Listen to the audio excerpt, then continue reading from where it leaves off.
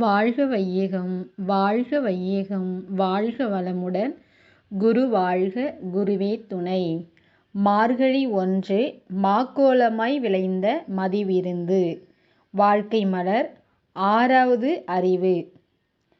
தெய்வமே நானாகவும் இருக்கிறது என்பதை அறிவதே 6வது அறிவின் நோக்கம். 6வது அறிவால் பிரம்மம் தன்னைத்தானே அறிந்து கொள்கிறது. அப்படி பிரம்மமே அணுவாகி பஞ்சபூதமாகி ஜீவனாகி மனிதனாகி இருக்கிறது. இவையெல்லாம் இறைநிலைதான். உடல் தோற்றமாக இருக்கிறது. உயிர் ஆற்றலாக இருக்கிறது. மனம் உணர்வாக இருக்கிறது. மனம்தான் நான் என்றாலோ மனம் என்று ஒன்று தனியாக இல்லையே. உயிர்தானே மனமென மறுபெயர் பெற்றிருக்கிறது.